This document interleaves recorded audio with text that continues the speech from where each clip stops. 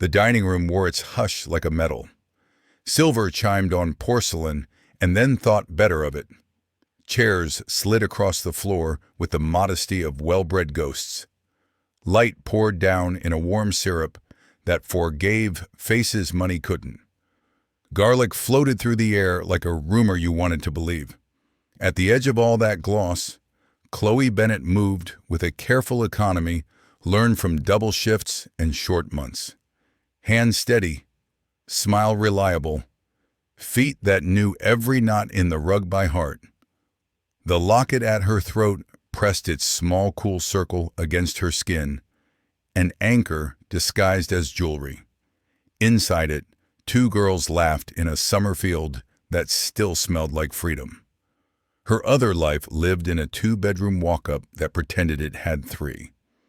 There, a nebulizer purred through the night like a tired cat. There, Lily, 16 and stubborn, measured her mornings by breath and pills. Every tip Chloe tucked away went to one of two jars. Lily stays healthy, and maybe I finish school.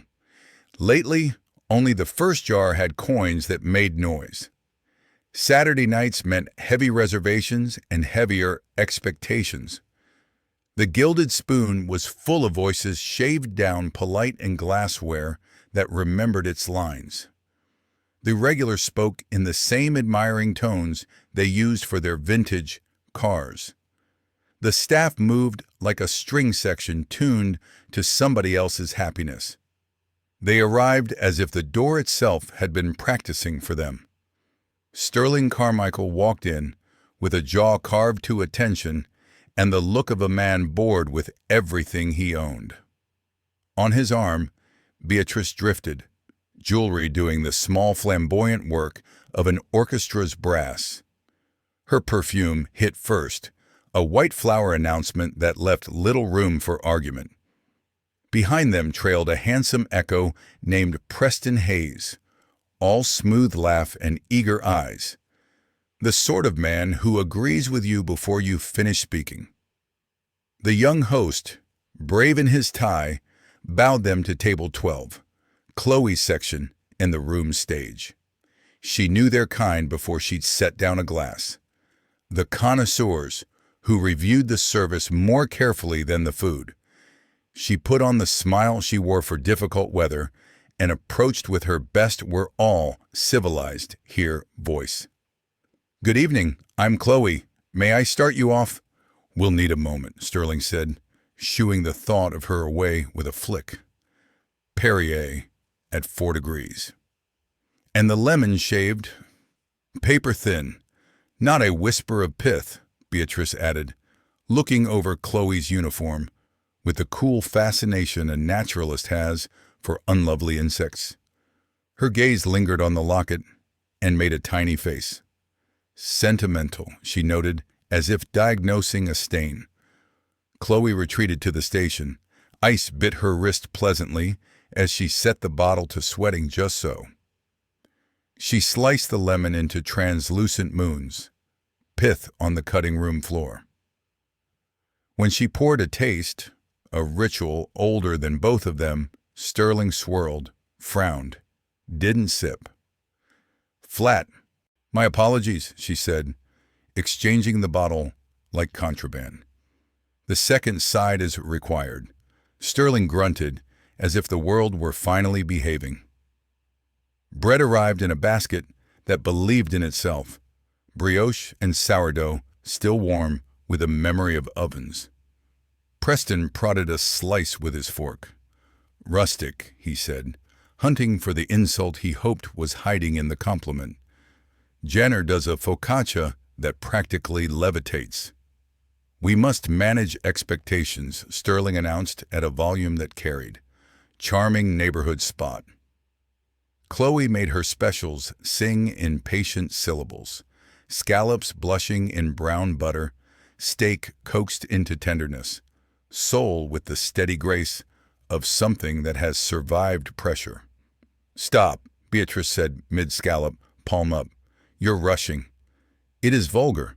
Please enunciate." The smile that followed was silk-wrapped cutlery. Chloe ran the list again at a measured pace, slicing consonants so thin they turned transparent. The order landed the way thunder follows lightning, inevitable and somehow self-congratulatory. The loftiest dishes, the loftiest wine, and a sum interrogated like a suspect before being overruled in favor of a trophy bottle priced like a small wedding. They made sport of the small things. A sleeve brushed the foot of Sterling's glass. No wobble, only the rumor of one, and he recoiled. Careful. This is Xenia. He said it like a man introducing his bloodline. You couldn't afford to clean the cuff. My apologies. She placed Beatrice's soul without letting her hand shake. The locket tapped her collarbone twice, a private metronome. Beatrice's eyes returned to it and performed a study in polite disdain. Such a pity about trinkets, she murmured, which was the same as speaking directly if your goal was injury. Chloe did what good servers do when the room tries to make them small. She became exact. Water replenished itself as though by law. Crumbs vanished. Knives faced inward because civilization had agreed they should. When she returned to ask if all was well, Beatrice took a long, theatrical bite, set down her fork with great gentleness, and said, "The food is adequate. Your presence isn't. You hover. It's oppressive. Don't speak to us unless we summon you." The words clicked closed like a bracelet. "Yes, ma'am," Chloe said, and placed her gaze a careful inch to the right of Sterling's shoulder. She walked away on legs that had just remembered they were bones first and sentiment later. At the service station, she pinched the bridge of her nose and caught a tear before it had its way with her face. At table 7, the man in the gray sweater watched without staring. He had a way of giving attention the room didn't notice. Like sunlight you only feel when it leaves. His whiskey sat neglected, a good companion scorned. He tracked her posture, the quiet bracing of her shoulders, the little repairs she made inside her, expression after each insult. He'd seen what money does to manners when it thinks no one is grading. Dessert arrived at table 12 as if salvation came in a sugar crust. They ordered a creme brulee and 2 espressos, a final exam for a tired server. Chloe carried the tray with the long-practiced grace of someone who's learned to let physics pass through her.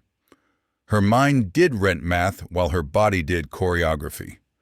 Mondays due notice. Tuesdays, copay. A textbook that cost more than sense. She turned into the aisle just as Preston extended a leg in the leisurely way a man litters. Her ankle found his shoe. Gravity, familiar and unpersuadable, took 1 espresso. It left a dark punctuation mark on the linen and spattered 3 brown dots onto Sterling's immaculate sleeve. Silence is a quick learner. The dining room produced a particularly obedient kind. Sterling shot to his feet, chair scraping back with a sound that had teeth. "You incompetent idiot," he shouted, presenting his sleeve like a bullet wound. "This is a $10,000 suit." Beatrice touched her chest and auditioned her gasp. "I could have been scalded," she said, glancing at silk that hadn't suffered. "This is dangerous." "I saw," Preston lied, dragging his foot back to safer moral ground. "She wasn't looking. Reckless." Mr. Davies arrived, all apology and perspiration. "Mr. Carmichael, Mrs. Carmichael, our deepest. Of course, the meal is on us, dry cleaning, anything at all." "That's not enough," Beatrice said calmly, like ordering tea. "I don't feel safe with her in the room." "Fire her." Now Chloe looked at Davies with the hopeful disaster of a person asking a life preserver to choose her.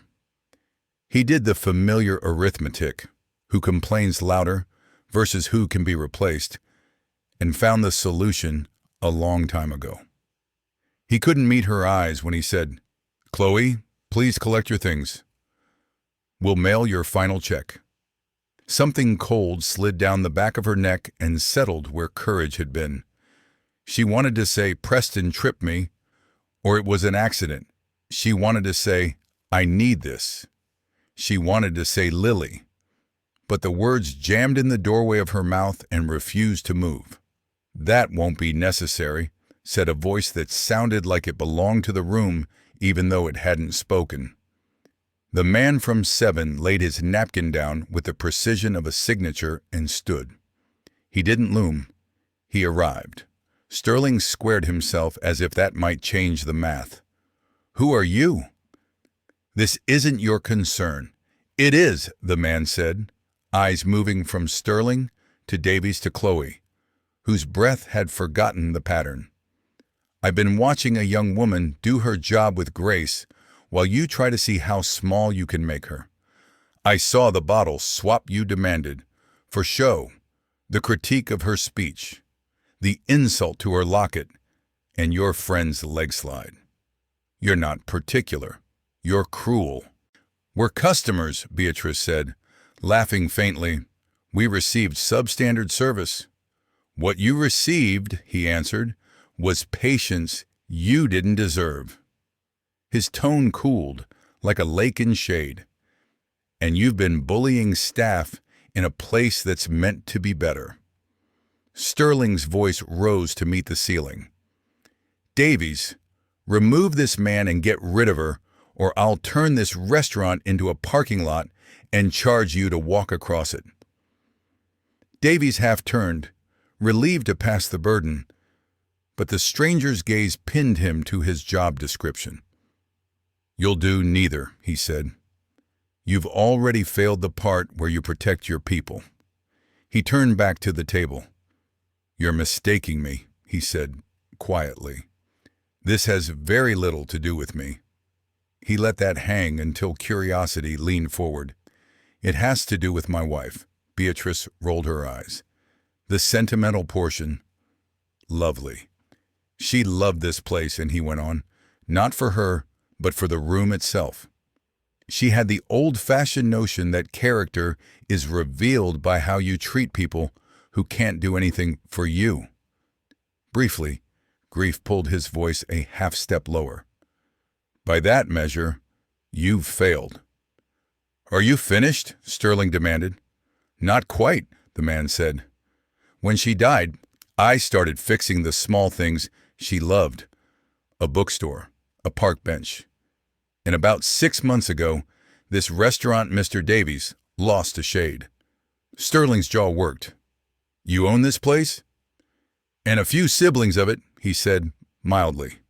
"The group." Paperwork is a hobby. He removed a plain wallet, took out a heavy card, and handed it, past Sterling's reaching hand, to Chloe. The embossed letters were the sort that make other letters stand straighter. Arthur Kendrick, Chairman, Kendrick Global Holdings. The name lifted in her mind like a headline she'd heard in passing, the kind of name that buys buildings to see if they'll behave. Arthur turned to Davies. "Collect your things," he said without sharpness and somehow more final for it. "We'll settle this properly. Your staff deserves a better shepherding than surrender." Davies opened his mouth, found only the sinking taste of his own choices, and left. "As for you," Arthur said to the trio, "your bill is forgiven and your welcome revoked. Please leave. You'll find the door behind you and every one of mine in this city closed." He added it like an afterthought. That wasn't any such thing. "Mr. Carmichael, my firm has been considering a transaction involving your company." I was undecided. "You've clarified me." The exit was not dramatic because shame has poor posture. Sterling grabbed his coat too hard and nearly took the chair with him. Beatrice gathered her purse like dignity in a smaller bag. Preston tried to disappear and did not. On their way out, the room discovered its hands. Applause rose.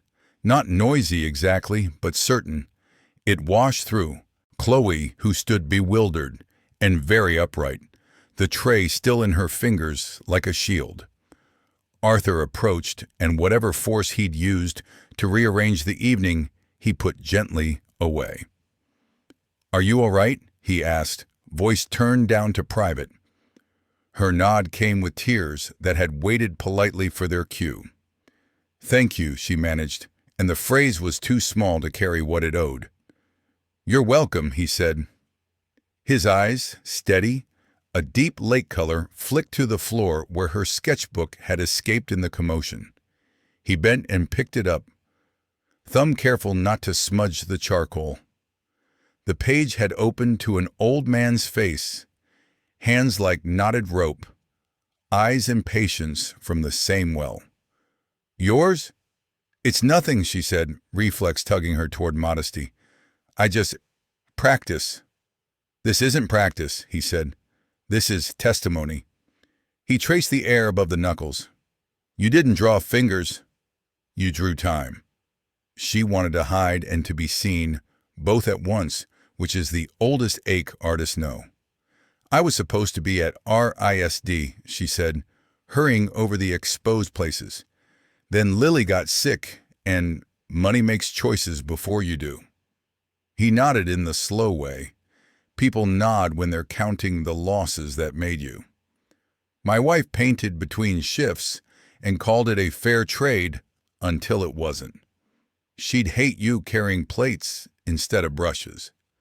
He closed the sketchbook and handed it back as if returning something sacred.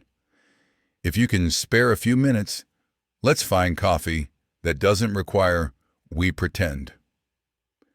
They stepped into night that smelled faintly of snow deciding. The alley's metal breathed out the day's heat. The sky held its breath. A block away, a diner kept its lights honest and its coffee rude. Inside, vinyl squeaked confessions, and the waitress called everyone sweetheart without asking permission. Arthur took the booth opposite and wrapped both hands around his mug like a man committing to warmth. "Tell me about your sister," he said. Chloe did, in the words she kept for doctors and midnight, machines and mornings, scary numbers and small jokes. The dreams she and Lily had hung in the kitchen like a good dish towel. Paris someday, the Louvre, standing long enough in front of a painting that your knees forget they're mad at you. He listened, the way people listen when no one has listened in a while, without interruption or improvement. When she finished, she looked down at her hands. Paint had crept under her nails earlier that week and refused to leave, a good omen if you like superstitions that cost nothing. Arthur nodded once, a decision settling in his shoulders.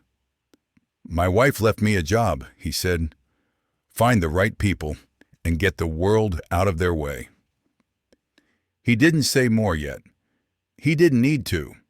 The coffee steamed between them, and outside the window, the streetlight gave the sidewalk a small circle of day. It was enough to see by. The diner had the kind of lighting that didn't flatter anyone, but at least it told the truth. Fluorescents buzzed like old bees overhead, and the formica tables bore a permanent sheen of syrup ghosts. The coffee here was the color of tar and twice as bitter, but after the chandeliers and polished wine stems of the gilded spoon, it tasted like freedom poured into chipped porcelain. Chloe sat opposite Arthur Kendrick, hands cupped around a mug of tea she hadn't yet sipped. Her fingers trembled, not from the temperature, but from the aftershock of the restaurant. Her body still held the posture of a waitress on the clock, shoulders tight, back straight, eyes lowered. Only the absence of her apron told her that, for the first time that night, she wasn't on duty.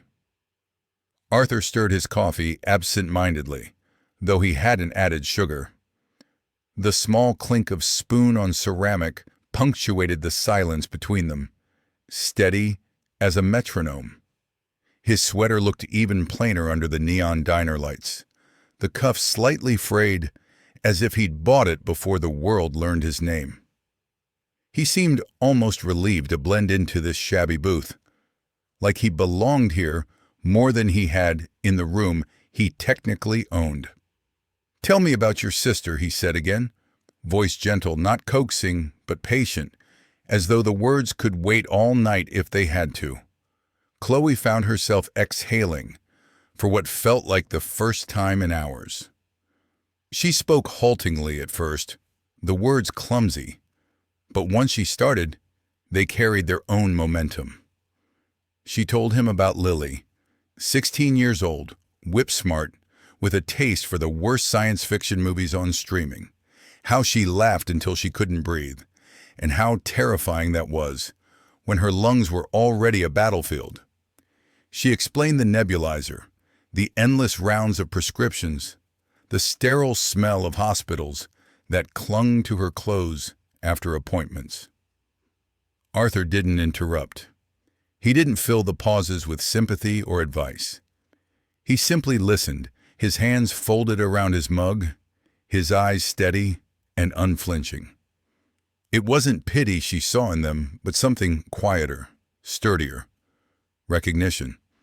"And you?" he asked when she trailed off, her voice hoarse from talking. "You said you studied painting." Chloe let out a soft, humorless laugh. "Studied, past tense. R-E-S-D. I lasted a year and a half before—" She gestured vaguely, as if the shape of her hand could summarize medical bills and overdue rent notices. "Lily got worse. My mom's gone. It's just us. Someone had to keep the lights on." She bit her lip, embarrassed by how naked the truth sounded out loud. "Now I sketch when I can, on the train or on break. But mostly, I carry plates." Arthur leaned back, the vinyl booth squeaking beneath him. His expression shifted. Not quite sorrow, not quite admiration, but something caught between them. "Isabel would have hated that," he said softly. "Your wife?" He nodded, a shadow moving across his face when he said her name. "She was a painter, too. Before the money, before the boardrooms and headlines, she worked 2 jobs to buy canvases. Barista by dawn, coat check by night. Our apartment smelled of turpentine, coffee grounds, and exhaustion. But she painted anyway. She used to say the worst tragedy was an artist forced to trade brushes for survival." Chloe's throat tightened. She could almost see the woman he was describing, bent over a canvas in a cramped Brooklyn walk-up, light from a street lamp fighting its way through thin curtains. The image overlapped uncomfortably with her own life. Her cramped kitchen table, jars of brushes crammed between unopened bills. Arthur set his mug down. "That's why I started the foundation. Isabel Kendrick Foundation for the Arts. We fund museums, yes, but more importantly, we give grants to artists with undeniable talent who are trapped by circumstances. People who should be painting, but are too busy carrying plates." His eyes met hers across the table, the blue steady and intent. "Every year, I choose one recipient personally, someone who embodies what Isabel believed in.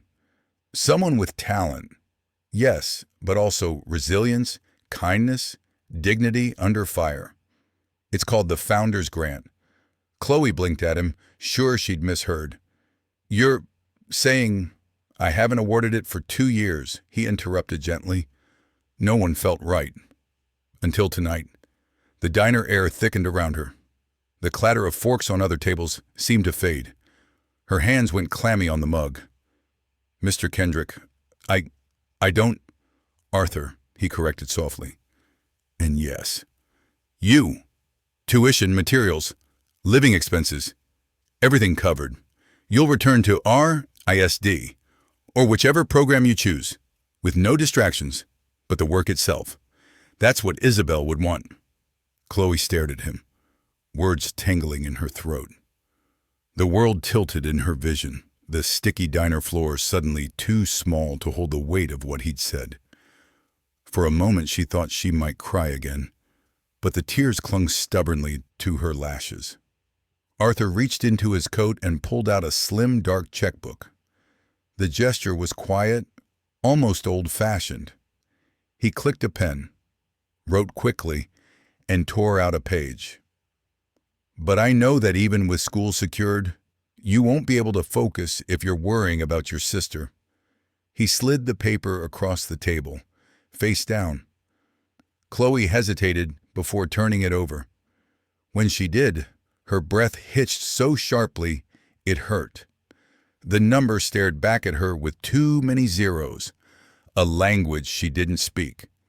It was more than she'd ever imagined seeing in her lifetime, enough to cover Lily's treatments, specialists, medications, enough to silence the wolf at the door for years. Her vision blurred. This time the tears came hot and heavy, streaking her face in a torrent she couldn't stop. They weren't the tears of humiliation she'd swallowed at table 12. They were the tears of a dam breaking after years of carrying too much. Arthur didn't look away. He let her cry, patient and unembarrassed, as if grief and relief were simply different shades of the same color. When her sobs quieted, he nudged the check a little closer.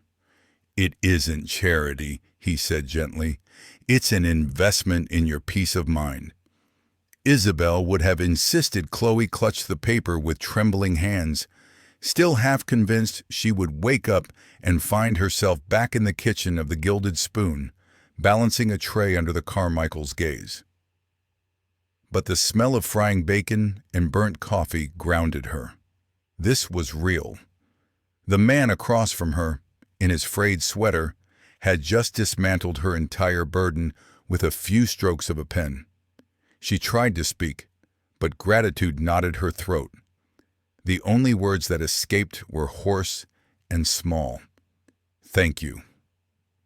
Arthur smiled faintly, though sadness lingered in the curve of his mouth.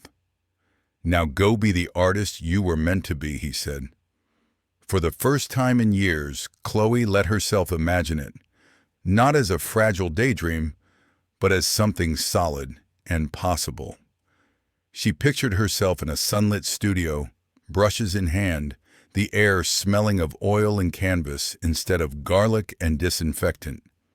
She pictured Lily healthy, laughing without coughing, sketchbook open beside her.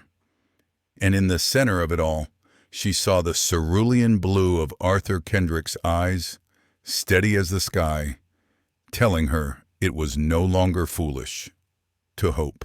The studio smelled like promise and turpentine, which was nearly the same thing if you asked any painter. The air clung to her skin with the faint sweetness of linseed oil, cut through by the sharp tang of mineral spirits. Chloe had opened the tall, stubborn, north-facing window that first morning, and the breeze had wandered in with all the curiosity of a stray cat. It nosed at the stacks of blank canvases, rattled the loose edges of sketch paper, then settled itself into the room as if to stay. She stood in the middle of that space, bare feet on the cool wooden floor, and tried to believe in them it belonged to her. 6 months ago, she would have called a place like this make-believe, a spread in a magazine she couldn't afford to buy. Now it was hers, paid for by the foundation, no landlords breathing down her neck about rent, no half-hidden late notices. The sunlight falling through the window was not borrowed light anymore. It was hers, steady and clean. As reliable as a paycheck she no longer feared losing.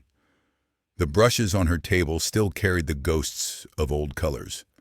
Cadmium red, hardened at the base of one, ultramarine staining the ferrule of another, but she'd bought new ones too, fat and bristling with potential. Jars stood in neat formation, smelling faintly of soap and spirits, like soldiers scrubbed clean for inspection. A palette knife gleamed on the table's edge, sharp as intent. For the first time since RISD, she didn't feel like she was sneaking her art into the cracks of her life. She was living in it, breathing it. Chloe picked up a pencil, the familiar weight balancing in her hand like an old friend. She turned toward the easel, where a fresh canvas waited, blinding in its whiteness. It made her chest tighten. Blankness had always scared her more than failure. At least with failure, you had something to show for the attempt. With blankness, you had nothing but the echo of your own hesitation. She touched the graphite to the surface. A line appeared, tentative, then confident, curving into the outline of a shoulder. Another line followed, suggesting a bowed head. She wasn't sure what she was drawing yet, but her hands seemed to know before she did. That had always been her truest compass, her body understanding before her mind dared. By the time she stepped back, sweat prickled at the back of her neck. On the canvas was the suggestion of a dining room, crowded with shadows. Ghostly figures sat at half-drawn tables, blurred faces turned inward. But in the center, a sharp line cut the outline of a young woman holding a tray, her posture rigid, her eyes carrying more weight than her hands. Chloe swallowed hard. The invisible orchestra. That was what she would call it. A portrait not of the wealthy who filled the room, but of the staff who made it sing. She thought of Maria, with her quick hands and quicker jokes, catching crumbs of dignity in between shifts. She thought of Kevin at the host stand, always smiling too wide, praying not to mess up names. She thought of herself, heart pounding in her ears while Sterling Carmichael barked about carbonation and Beatrice dissected her locket with a sneer. And she thought of Arthur Kendrick, quiet at table 7, watching everything. Her phone buzzed on the paint-streaked table, the screen lit with a name that had become strangely familiar in her inbox, Arthur Kendrick. She hesitated before swiping it open. His emails always came the same way. Brief, stripped of fuss, written as if he disliked wasting words. Chloe, how is the light in Providence? I've found that north windows forgive more than they condemn. Send me a picture of the work when you're ready, not before. She smiled despite herself. He never offered critique, never pressured, only questions and sometimes reminders disguised as observations. She snapped a photo of the half-sketched canvas, hesitated, then hit send. His reply came within minutes, as if he'd been waiting. Strong lines. The orchestra's conductor will be important. Make her steady, not saintly. Saints are boring. Chloe laughed, the sound startling in the stillness of the studio. She wiped her hands on a rag and sat cross-legged on the floor, rereading his words. He had a way of pushing without pushing, giving her permission to trust what she already knew. Her mind drifted to Lily. That morning, they'd talked on the phone. Lily's voice brighter than Chloe remembered hearing it in years. The medication regimen had stabilized. The constant coughing fits had lessened. They say I could try classes at the community college this fall, Lily had said, excitement bubbling through the line. Graphic design, Chloe. Can you imagine? Me actually in a classroom, not stuck at home with online tutors. Chloe had closed her eyes, pressing the phone harder to her ear as if it would let her climb through the line and hold her sister. I can imagine, she'd whispered, and I can't wait to see it. The foundation's check sat in a locked drawer in her apartment, only a fraction of it spent so far. She treated it with reverence, like a relic. But what it represented, freedom from the clawing anxiety of unpaid bills, was already showing in Lily's laughter, in the healthier flush of her cheeks when they'd gone to the coast for a weekend. Chloe had taken a photo that day, Lily's hair whipping in the sea breeze, both of them smiling so wide it had hurt. That photo now sat in a silver frame on her studio table, right beside the palette smeared with new colors. She looked at it now, brushing the edge of the frame with her paint-streaked fingers.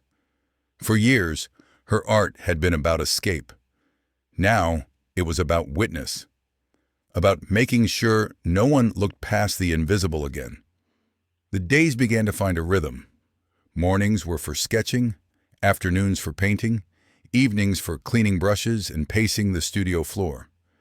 She painted until her shoulders ached, until her eyes burned, until the canvas looked back at her and told her it was finished. Or at least, finished enough. The nights were lonelier than she expected, but in their loneliness, there was freedom too. Sometimes she'd walk to the diner where she and Arthur had first talked, ordering the same mug of tea just to remind herself it had all really happened. The waitress there had started recognizing her, calling her sweetheart in the same tone she'd once heard at the Gilded Spoon. But here, it felt different. Less performance, more solidarity. Other times she'd sit by the window of her apartment, watching Providence hum below. The city was smaller than New York, but its heartbeat was easier to live with. The streets smelled of coffee and damp brick, the kind of ordinary scents she'd never noticed before, but now cherished. Arthur's emails kept coming, steady as the tide. Sometimes they were only a sentence. Have you tried working larger? Other times a story about Isabel slipped in, like a thread woven through the cloth. Once he wrote, "She used to paint hands until she got them right. Said you couldn't lie with hands. Faces could fake it, but hands told the truth." Chloe found herself sketching hands after that, over and over, until her own cramped with charcoal dust. At night, when exhaustion took her, she dreamed differently. Not of bills and hospital rooms, but of colors she hadn't yet mixed, of canvases leaning against white walls, waiting for someone to see them. She was still scared. Scared of wasting this chance, of not being enough, of carrying Arthur's faith like a weight she couldn't lift. But fear had shifted. It wasn't the suffocating kind anymore. It was the kind that came from standing on the edge of something vast and real, the kind that told her she was finally, truly alive. The studio smelled like promise and turpentine, which was nearly the same thing if you asked any painter. The air clung to her skin with the faint sweetness of linseed oil, cut through by the sharp tang of mineral spirits. Chloe had opened the tall, stubborn, north-facing window that first morning, and the breeze had wandered in with all the curiosity of a stray cat. It nosed at the stacks of blank canvases, rattled the loose edges of sketch paper, then settled itself into the room as if to stay. She stood in the middle of that space, bare feet on the cool wooden floor, and tried to believe it belonged to her. 6 months ago, she would have called a place like this make-believe, a spread in a magazine she couldn't afford to buy. Now it was hers, paid for by the foundation, no landlords breathing down her neck about rent, no half-hidden, late notices. The sunlight falling through the window was not borrowed light anymore. It was hers, steady and clean, as reliable as a paycheck she no longer feared losing. The brushes on her table still carried the ghosts of old colors. Cadmium red hardened at the base of one, ultramarine staining the ferrule of another, but she'd bought new ones too, fat and bristling with potential. Jars stood in neat formation, smelling faintly of soap and spirits, like soldiers scrubbed clean for inspection. A palette knife gleamed on the table's edge, sharp as intent. For the first time since RISD, she didn't feel like she was sneaking her art into the cracks of her life. She was living in it, breathing it. Chloe picked up a pencil, the familiar weight balancing in her hand like an old friend. She turned toward the easel, where a fresh canvas waited, blinding in its whiteness. It made her chest tighten. Blankness had always scared her more than failure. At least with failure, you had something to show for the attempt. With blankness, you had nothing but the echo of your own hesitation. She touched the graphite to the surface. A line appeared, tentative, then confident, curving into the outline of a shoulder. Another line followed, suggesting a bowed head. She wasn't sure what she was drawing yet, but her hands seemed to know before she did. That had always been her truest compass, her body understanding before her mind dared. By the time she stepped back, sweat prickled at the back of her neck. On the canvas was a suggestion of a dining room, crowded with shadows. Ghostly figures sat at half-drawn tables, blurred faces turned inward. But in the center, a sharp line cut the outline of a young woman holding a tray, her posture rigid, her eyes carrying more weight than her hands. Chloe swallowed hard. The invisible orchestra. That was what she would call it. A portrait not of the wealthy who filled the room, but of the staff who made it sing. She thought of Maria with her quick hands and quicker jokes, catching crumbs of dignity in between shifts. She thought of Kevin at the host stand, always smiling too wide, praying not to mess up names. She thought of herself, heart pounding in her ears, while Sterling Carmichael barked about carbonation and Beatrice dissected her locket with a sneer. And she thought of Arthur Kendrick, quiet at table 7, watching everything. Her phone buzzed on the paint-streaked table. The screen lit with a name that had become strangely familiar in her inbox. Arthur Kendrick. She hesitated before swiping it open. His emails always came the same way. Brief, stripped of fuss, written as if he disliked wasting words. Chloe, how is the light in Providence? I've found that north windows forgive more than they condemn. Send me a picture of the work when you're ready, not before. A. She smiled despite herself. He never offered critique, never pressured, only questions and sometimes reminders disguised as observations. She snapped a photo of the half-sketched canvas, hesitated, then hit send. His reply came within minutes as if he'd been waiting. Strong lines. The orchestra's conductor will be important. Make her steady, not saintly. Saints are boring. Chloe laughed, the sound startling in the stillness of the studio. She wiped her hands on a rag and sat cross-legged on the floor, rereading his words. He had a way of pushing without pushing, giving her permission to trust what she already knew. Her mind drifted to Lily. That morning, they'd talked on the phone. Lily's voice brighter than Chloe remembered hearing it in years. The medication regimen had stabilized. The constant coughing fits had lessened. They say I could try classes at the community college this fall, Lily had said, excitement bubbling through the line. Graphic design, Chloe. Can you imagine?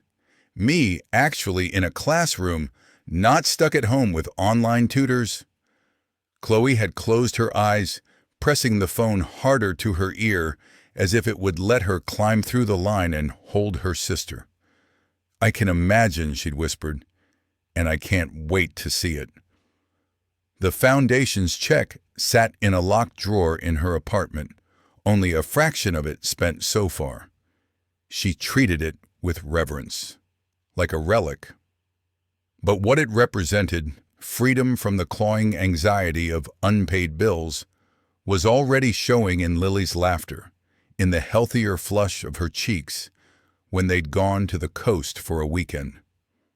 Chloe had taken a photo that day, Lily's hair whipping in the sea breeze, both of them smiling so wide it had hurt. That photo now sat in a silver frame on her studio table, right beside the palette smeared with new colors.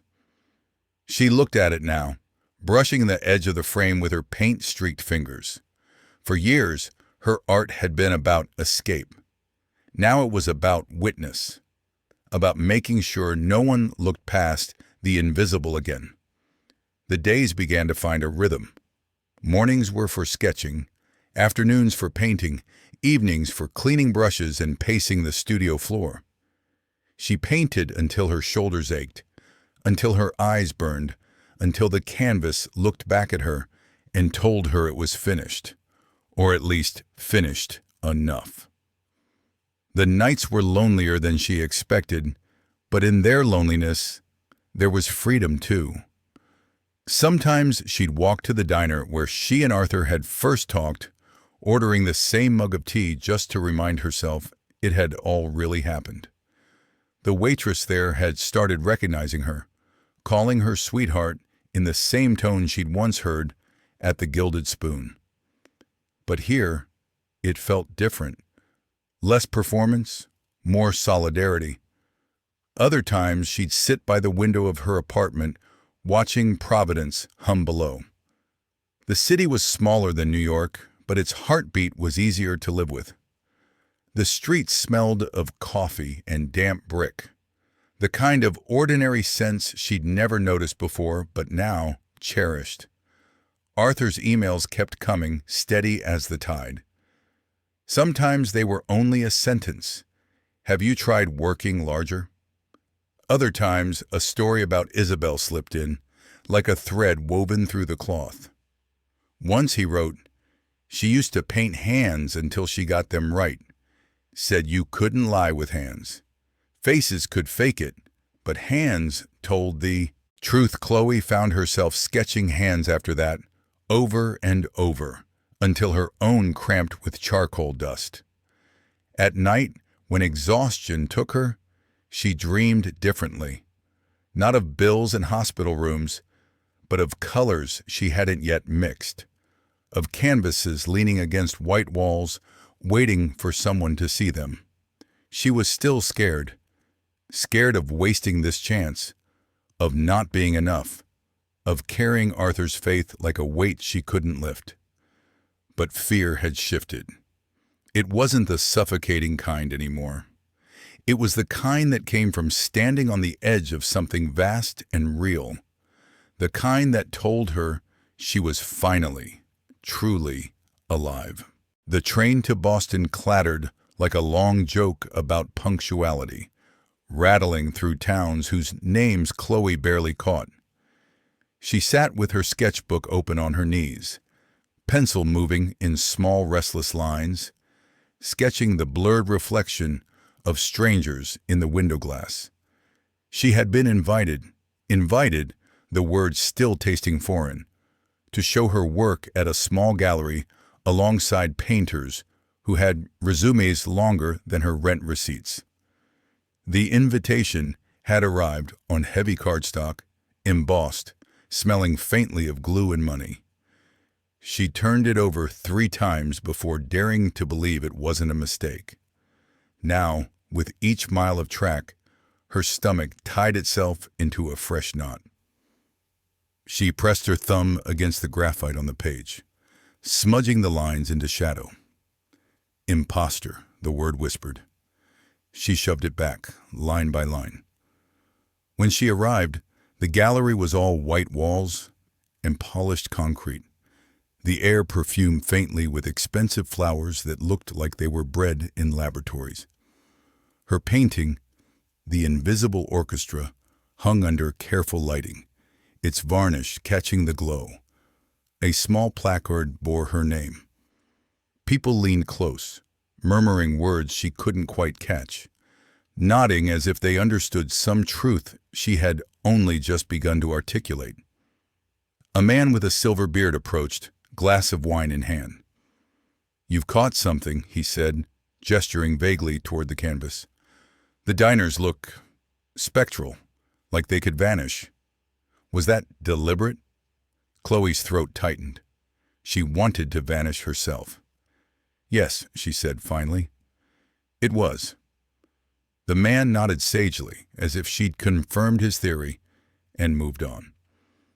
Chloe stood frozen, hands clasped, pulse hammering. It was her first real encounter with being interpreted. She wasn't sure she liked it. Then Lily's voice cut through the fog. "Chloe Bennett, local artist, star of the evening." Her sister was bundled in a scarf, cheeks pink from the cold, grinning like she'd just stolen the gallery. She hugged Chloe hard enough to squeeze air from her ribs. "You did it," Lily whispered fiercely. "You're here." "And look, people are actually looking." Chloe blinked back sudden tears. For years she had prayed not to be looked at. Now every glance felt both terrifying and holy. Headlines trickled in like gossip at a bus stop. Carmichael Innovations faces SEC probe. Kendrick Global acquires Carmichael assets in hostile move. Sterling Carmichael's jawline still appeared in the business pages, but now it was shadowed by words like fraud and over-leveraged. Beatrice's photos vanished from the society pages. The Carmichaels were evaporating, not with a bang, but a slow hiss. Chloe read the articles in silence, sipping burnt diner coffee. Once their names had knotted her stomach. Now they were simply characters in someone else's cautionary tale. She felt no triumph, no revenge song, only distance. She had stepped out of their orbit, and gravity had lost its pull. Arthur never mentioned the Carmichaels directly, but in one email, short even by his standards, he wrote, "Balance always arrives, sooner or later. Keep painting. A." Chloe stared at the sentence until the words blurred. Balance. It sounded tidy, but she knew the world wasn't tidy. Still, it comforted her to think some things, even billionaires, could fall. In March, the nonprofit panel met in a drafty lecture hall. Folding chairs squeaked under an audience of art students and weary teachers. Chloe sat on stage beside two other painters, one who spoke in poetic riddles about color theory, another who referenced residencies in Paris. When the moderator turned to her, asking what it meant to be an artist with limited means, her throat closed. She saw herself carrying trays at the Gilded Spoon, Beatrice dissecting her locket, Sterling sneering about dry cleaning costs. She saw Lily at the nebulizer, coughing so hard it shook the thin walls of their apartment. She spoke without notes.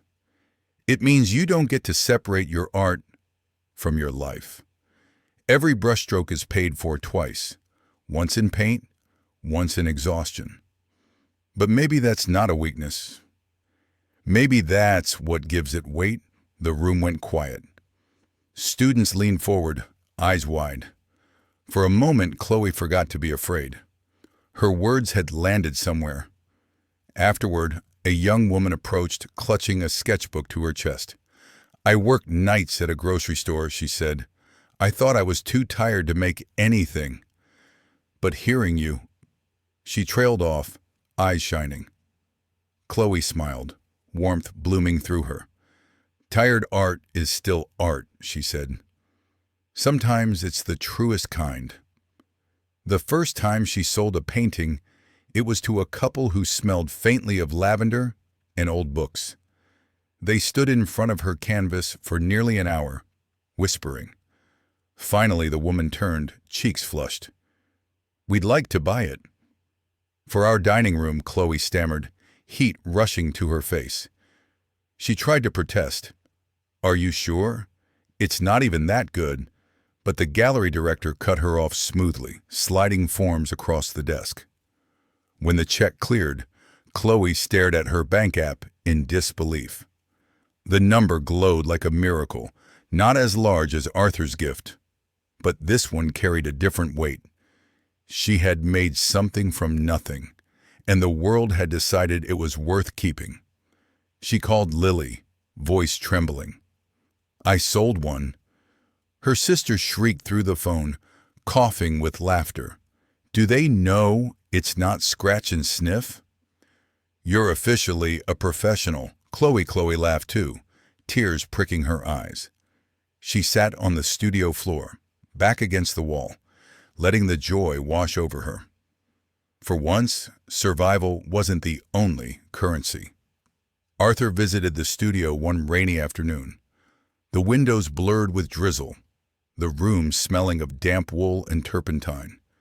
He walked slowly among the canvases, hands clasped behind his back, pausing before each piece as if it were a puzzle. "You're getting bolder," he said finally. "The lines argue now." "That's good."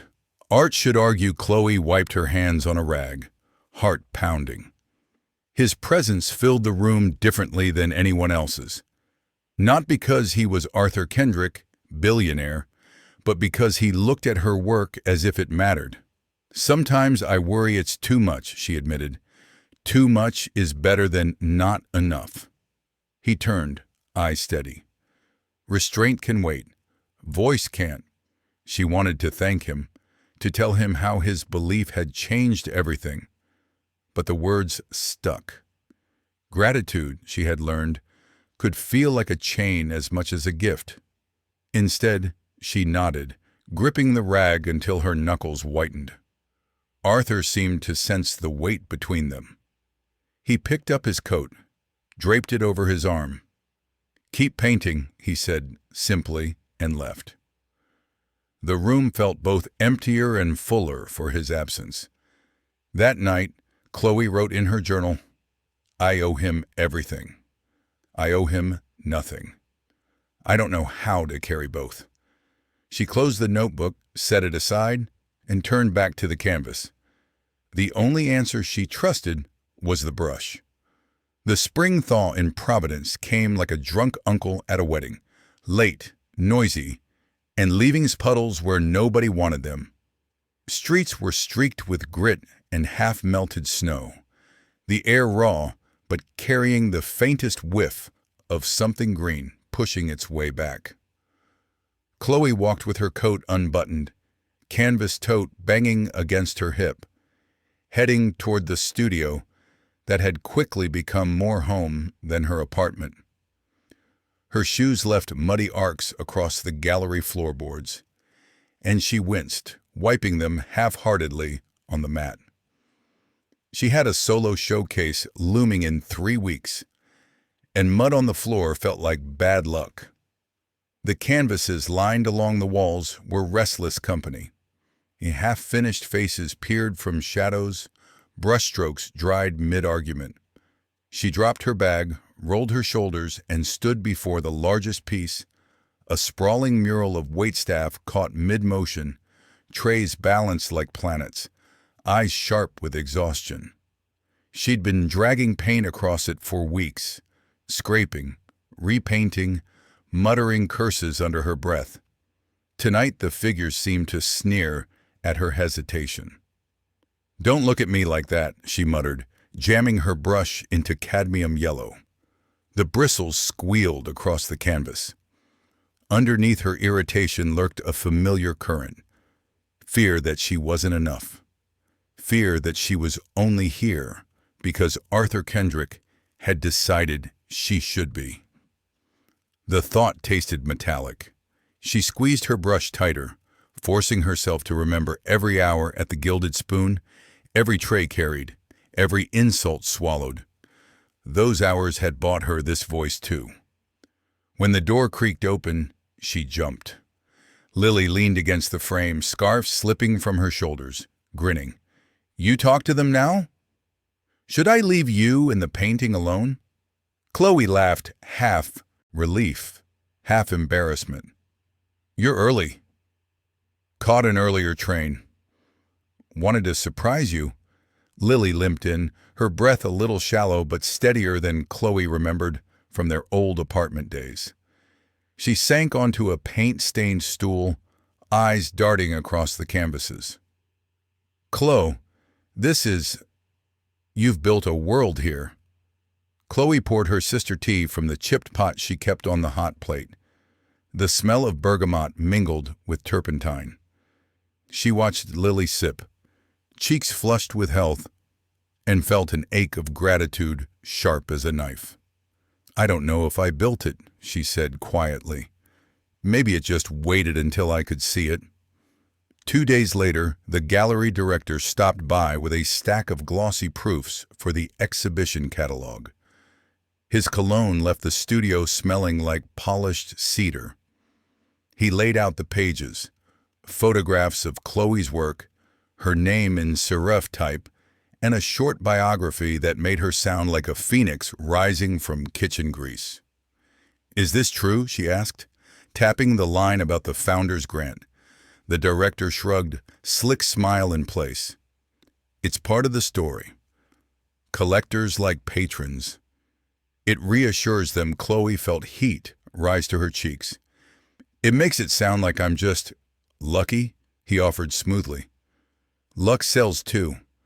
People love a Cinderella story." Chloe turned away, throat tight. Cinderella hadn't painted her own dress. It had been handed to her. She hated the comparison.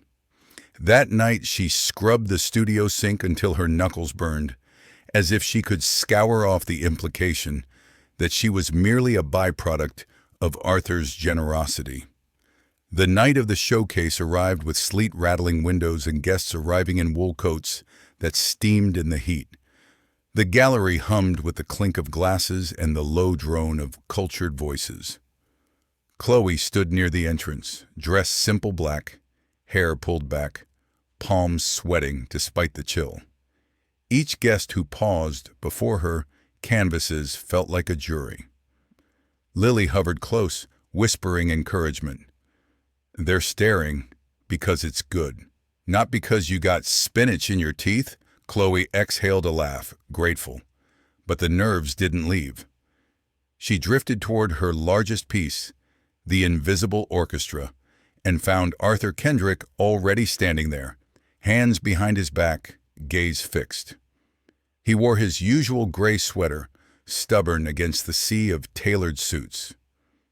"You came," Chloe said, trying for casual. Of course, he studied the brushwork like it might confess a secret. "The light here, it sings more loudly than before." "You found courage in color?" She flushed. "Or recklessness?" Arthur's eyes flicked to hers. "Sometimes they're the same thing." They stood in silence, watching strangers watch her work. Chloe felt the weight of his presence beside her. Comforting, grounding, yet also another kind of pressure. If people whispered protégé, was that her fault or his? Later, as the night thinned and guests left behind lipstick-stained glasses, Chloe leaned against a wall, drained. Lily had long since gone home with a friend, cheeks glowing with pride. The gallery director counted receipts, already speaking of buyers. Arthur approached, voice low. "You survived," he said. "Barely." She tried to smile. "Do you ever stop feeling like a fraud?" He studied her, face shadowed. "Yes, when you stop worrying about being one. And when you accept that sometimes you are. We all are. That's when the work begins." The honesty startled her, rough-edged and oddly comforting. She nodded, unsure if she believed him but grateful for the bluntness. Not everyone was charitable. The first review appeared in the Providence Ledger under the headline, "Kendrick's Protégé Shows Promise." The critic praised her brushwork, but framed the entire piece as a byproduct of Arthur's influence. Phrases like safety net and fortunate benefactor curled off the page like smoke. Chloe read it 3 times, stomach curdling. She imagined readers nodding knowingly. Of course, she's only here because of him. When Arthur dropped by the studio that week, she shoved the clipping toward him, voice shaking. "They think I'm riding your coattails." Arthur skimmed it, eyes calm. "Let them. That's easy for you to say." His gaze sharpened. "Do you believe them?" Chloe hesitated, throat tight. "No, but no buts. If you don't believe them, then it's noise. If you do believe them, then prove them wrong. Either way, you keep painting. Nothing else matters." His certainty struck like a hammer. For a moment she resented him, resented his unshakable steadiness, resented how easily he dismissed her spirals. But she also clung to it because her own certainty felt like wet paper. That night she painted until dawn, anger fueling every stroke. The canvas bloomed with fiery reds, hands reaching, grasping, refusing to be dismissed. Summer arrived with thick humidity, the air sticky with magnolia and exhaust fumes. Chloe's phone buzzed with a message from the gallery. A national critic was coming to review her work. Her stomach lurched. National meant career-making or career-breaking. She scrubbed the studio for hours, though she knew the critic wouldn't care about dust on windowsills. She repainted edges, adjusted lighting, whispered prayers to nobody in particular. Lily came up for the weekend, twirling in front of the canvases like a tour guide. "You're gonna crush it, Chloe. They'll write whole essays about how you captured the soul of tired waiters." Chloe laughed, tension easing. She pulled her sister close, inhaling the scent of shampoo and safety. For years, she'd fought just to keep Lily breathing. Now Lily was cheering her toward a future she had barely dared to imagine. On the morning of the visit, Chloe dressed carefully. Simple blouse, paint-stained jeans she refused to abandon. She brewed, coffee strong enough to wake the dead. The critic arrived with a thin smile, notebook poised, eyes scanning like radar. Chloe guided them through each piece, voice steady despite the tremor in her chest. She spoke of light, of repetition, of the invisible labor woven through every brushstroke. She avoided the word gift. She wanted no hint of magic, only craft and grind. When the critic left, offering a neutral nod, Chloe collapsed onto the studio floor, pulse racing. The waiting would be worse than the review itself. That night, she wrote in her journal, "If they hate it, I'll paint again. If they love it, I'll paint again. That's the only plan I can trust." The review came 3 days later. A voice carved from labor. The critic described her as an artist shaped not by patronage, but by persistence, noting her uncanny ability to capture the dignity of exhaustion. The piece mentioned Arthur only in passing. A single line acknowledging the grant, but emphasized her own voice above all. Chloe read it aloud to Lily, tears catching in her throat. For once, she didn't feel like an imposter. She felt like herself. She folded the newspaper, set it beside her paints, and reached for a fresh canvas. Autumn in New England doesn't creep. It marches in with brass bands of color and a sharp wind that cuts through jackets like a landlord demanding rent. Providence streets glowed with burnt oranges, electric reds, yellows, so bright they seemed to hum under the thinning sun. The air carried that mingled scent of wood smoke and wet leaves, the kind of smell that made you nostalgic for things you never actually lived. Chloe stood in her studio window, watching leaves skitter down the alley like children running late. Her brushes lay abandoned in a turpentine jar, bristles stiff, because her hands had been shaking too much to use them. she gripped a folded letter instead. Heavy paper, embossed crest, the kind of stationery that smelled of money. The letter had come from the Metropolitan Museum of Art. Not a polite rejection or a vague invitation to submit later. This was an acceptance. They wanted to feature her in a group exhibition, Labor and Light, New Voices in Contemporary American Painting, a slot that young artists fought tooth and nail for, most losing fingers in the process. She should have been ecstatic. Lily certainly was, calling 3 times in the span of an hour to scream into the phone, her laughter echoing like bells. But Chloe sat on the paint-spattered floor, back against the cool wall, and whispered to herself, "Do I deserve this?" Her mind looped back to that first night, coffee spilling, Arthur Kendrick standing in quiet defiance. Every step since then traced to him like threads to a loom.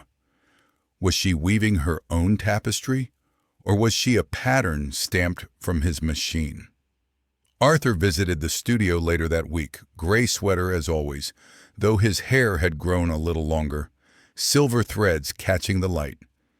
He carried 2 paper cups of diner coffee, still loyal to bitter sludge over artisanal blends. "You got the letter," he said, eyes flicking to the folded envelope on her work table. Chloe nodded, unsure whether to show him joy or guilt. "Yes. And I keep wondering if they want me, or if they want your story with me in it." Arthur leaned against the wall, sipping coffee that steamed into the cool air. "Does it matter?" "Yes," she shot back, more forceful than she meant. Her voice cracked. "It matters to me." He set his cup down, crossing the room with slow steps that made the floor creak. "Chloe, the world will always try to rewrite your story in terms that make sense to them. Patron, protege, charity case, starving artist, they'll never get it right. Your job is to keep painting anyway. That's the only version that counts." She looked at him, frustration mixing with gratitude. His faith in her was a steady lighthouse beam, but sometimes it blinded her to her own bearings. "What if I fail there? In New York? What if I embarrass myself?" Arthur's mouth curved, not quite a smile. "Then you'll fail in front of bigger walls. And you'll paint the failure, too. That's all any of us do. Paint the wreckage and hope someone sees beauty in it." The exhibition came faster than she was ready for. New York swallowed her whole the moment she stepped off the train, its breath hot with exhaust, pretzels, and ambition. Taxi horns blared like geese in formation. Billboards screamed at pedestrians like carnival barkers. Chloe clutched her portfolio case as if it were a shield. The Met's side entrance was a revolving door of assistants in black, curators with clipboards, artists with eyes darting like cornered animals. Her paintings had been shipped days earlier, but standing in that cavernous hall, ceilings dripping with marble grandeur, she felt like a fraud sneaking into a cathedral. She spotted her canvases propped against a wall, the bus stop old man, the invisible orchestra, the fire-red canvas born of anger. They looked smaller here, like children lost at a parade. She touched the edge of one, whispering a promise to stand by them. At the opening, the air shimmered with perfume and wine. The clinking of glasses was a constant percussion. Critics prowled like hawks, their notebooks tucked like talons. Patrons murmured phrases such as luminous textures and socioeconomic resonance, words that sounded impressive and meant little. Chloe stayed near her paintings, forcing smiles, answering questions about brushstroke and light sources. Her throat grew dry. She longed for Lily's easy chatter, for Arthur's steady presence, but he had chosen not to come, claiming this was her stage alone. When the chief critic of the New York Times stopped before the invisible orchestra, Chloe held her breath. He tilted his head, lips pursed, scribbled something, then walked on without a word. Relief and dread mixed like oil and water. The reviews arrived days later. Words she had feared, raw honesty, unflinching gaze at invisible labor, a new American voice, splashed across headlines. One even compared her brushwork to early Alice Neal. She read them in a cheap midtown diner, bacon grease curling in the air, Lily grinning across the table. Lily was healthier than ever, cheeks round, laughter bubbling, scarf tossed aside carelessly. "You're famous," Lily teased, waving the newspaper. "I should start charging people for autographs on your behalf." Chloe laughed, genuine and unguarded. Yet inside, the old doubt whispered, "They like you now. But will they still like you when Arthur isn't in the footnotes of your story?" She bit into burnt toast, chewing down the fear like gristle. A month later, Arthur invited her to his Manhattan office. Not the diner, not the studio. This was a space of glass and steel, 40 stories above the city. The office smelled of leather and ozone from the rain outside. A massive window wall framed New York like a painting. Cranes swinging, taxis crawling, skyscrapers stabbing clouds. Arthur gestured for her to sit.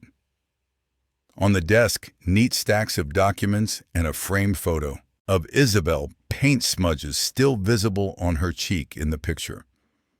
"I have a proposition," Arthur began. His voice was calm, but his hands tapped once on the desk, betraying nerves. "The foundation wants to expand. We're opening an artist residency program. Studios, stipends, exhibitions. I want you to direct it." Chloe blinked. "Me?" "You," he confirmed. "Not because of me. Because you know what it feels like to choose between paint and rent. Because you've lived it. You choose fellows the way Isabel would have." Chloe's pulse quickened. The idea lit her chest with both pride and terror. "Arthur, I'm barely starting my own career. What if I ruin theirs?" He leaned forward, eyes piercing. "Then you'll learn faster. And they'll learn with you. The only people who never ruin anything are the ones too cowardly to try." She laughed shakily, nerves sparking. "You always make it sound so simple." Arthur's mouth twitched. "That's because life is simple. We're the ones who insist on making it complicated." That night, Chloe walked through Times Square, neon burning her eyes, tourists shouting, vendors hawking roasted nuts that filled the air with sweet smoke. She stood beneath the crush of lights, feeling impossibly small, yet strangely anchored. Direct an entire residency? She thought of Lily's laughter, of her canvases in the Met, of Arthur's faith steady as a metronome. She whispered to herself, "Maybe I can." The crowd surged around her like a river. She held her ground. The residency began in January, the kind of month that made even optimists curse under their breath. Providence lay under a crust of ice, cars coughing exhaust clouds that hung in the brittle air. Salt crunched underfoot, and the river looked as though it had given up trying to flow. The Foundations building, once a warehouse that smelled of rust and pigeons, had been gutted and reborn as a hive of light. Long whitewashed walls, skylights that snatched every pale ray of sun, heating that hummed with quiet insistence. Arthur had insisted on good light and good heat. "You can't paint if your bones are cold," he had said, and the board had nodded, though some muttered about expenses. Chloe walked through the hall on opening day, her boots squeaking, clipboard in hand. She looked like she belonged, but inside her nerves danced like sparrows trapped in a chimney. 10 residents waited in their studios, chosen from hundreds of applicants. Some were barely older than Lily, with dyed hair and chipped nail polish. Others carried the weariness of middle age, knuckles swollen from years of work outside art. She stopped at each door, introducing herself not as director, but simply Chloe. They looked at her with curiosity, reverence, suspicion. One, a lanky sculptor with hands stained blue from dye, asked bluntly, "So you're the waitress he found, right?" Chloe felt the words like grit in her teeth. "I was a waitress," she corrected gently. "Now I'm a painter." "Same as you." The sculptor flushed, muttered something, and went back to arranging wire. But the question clung to her. Was that how the world would remember her? Not as Chloe Bennett, artist, but as Arthur Kendrick's discovery? Arthur visited less often now. When he did, he moved slower, the silver in his hair spreading like frost. He never mentioned illness, but Chloe noticed how he leaned against walls longer, how his breath caught at the top of stairs. He brushed it off when she asked, saying only, "The body collects interest on years spent running too hard." They sat together one evening in the residency lounge, the smell of clay and linseed oil heavy in the air. Arthur watched the residents argue over politics and pigment, a faint smile on his face. "They remind me of Isabel," he said softly. She could never stand silence when there was a debate to be had. Chloe studied him, her chest tight with something like fear. "Do you ever regret this life you built?" Arthur turned his eyes to her, still sharp blue despite the lines around them. "Regret is useless. But sometimes I wish I'd spent more nights in rooms like this instead of boardrooms. I can't get those back. You, however, still have the whole deck to play." Chloe wanted to argue, to deny the suggestion that his time was running short, but the words snagged in her throat. She settled for nodding, though the silence between them carried more truth than any speech. Spring loosened winter's grip, and Lily came to visit, lungs stronger than ever, scarf trailing like a banner. She darted through the residency halls, poking her nose into studios, laughing with the residents as if she belonged. At dinner, she leaned across the table, eyes bright. "Chloe, you look different, lighter. Like you're not carrying the world on your back anymore." Chloe laughed, embarrassed. "I still carry plenty." "But not alone," Lily said. She glanced toward Arthur, who was sipping his tea quietly. "You have help now. And you give help, too." "That matters," Chloe swallowed, struck by the simple truth. She'd been so tangled in fear of dependence that she hadn't noticed how natural it felt to share the load. Later that night, Lily wandered the halls, and Chloe watched her pause before a resident's canvas. A dark storm of color, angry strokes cutting across the surface. Lily didn't flinch. She nodded, murmured something encouraging. The resident's shoulders loosened. Chloe saw it. Her sister was already carrying part of this place too, just by being herself. But the outside world wasn't always kind. Articles appeared questioning Chloe's rise. Is Bennett's success her own, or a billionaire's vanity project? One headline jeered. Another speculated on a romance between her and Arthur, painting her as a schemer. She read them late at night, the glow of her phone harsh in the dark. Studio.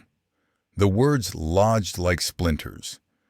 She thought of her old coworkers at the Gilded Spoon, of neighbors who still scrubbed dishes for survival.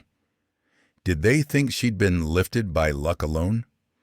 One morning she found Arthur in his office, papers spread across his desk. She dropped the magazines in front of him. "Have you seen these?" she demanded. Arthur scanned them, then pushed them aside as if they were flyers for a discount mattress sale. "Noise," he said. "Noise that makes me feel like I'm nothing without you," Chloe shot back. Her voice trembled, anger and hurt bleeding together. Arthur's gaze softened, but his words were firm. "Then stop listening to them. Do the work. Put paint on canvas. No one can fake that." She clenched her fist. "Easy for you to say. You're untouchable." His eyes darkened. "No one's untouchable, Chloe. Not me, not you. That's why the work matters. It's the only thing that survives us." The silence after was raw. Chloe realized he wasn't just talking about critics. He was talking about his own time running thin. Her first real test as director came when two residents clashed over stolen ideas. Shouting echoed through the halls, accusations of plagiarism flying like arrows. The younger artist looked to Chloe, waiting for her judgment. Her stomach knotted. She wanted Arthur to step in, but he wasn't there.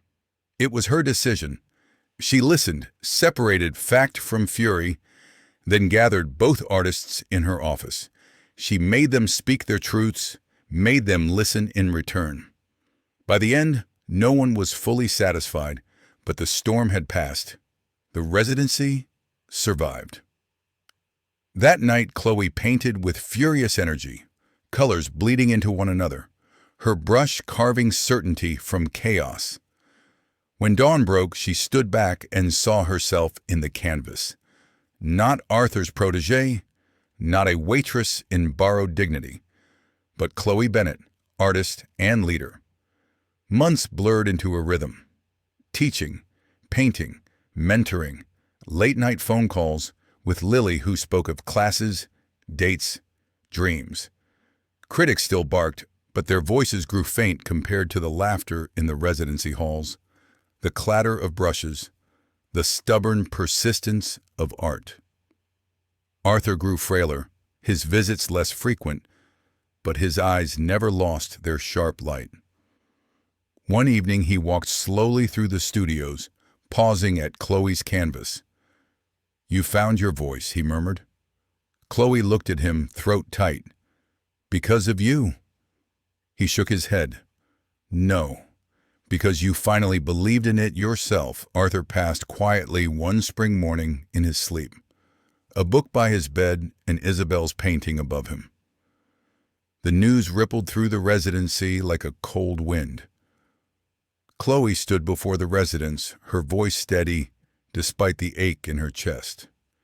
"He built this for us," she told them, "but it's ours now. Our work is how we honor him." They nodded, eyes glistening, and returned to their studios with renewed fire. Chloe went back to her own canvas. She mixed cerulean with white, the exact shade of Arthur's eyes. She painted not loss, but continuity, a sky vast enough to hold both memory and tomorrow. Years later, visitors to the residency would speak of the Bennett era, the time when a young woman turned survival into stewardship.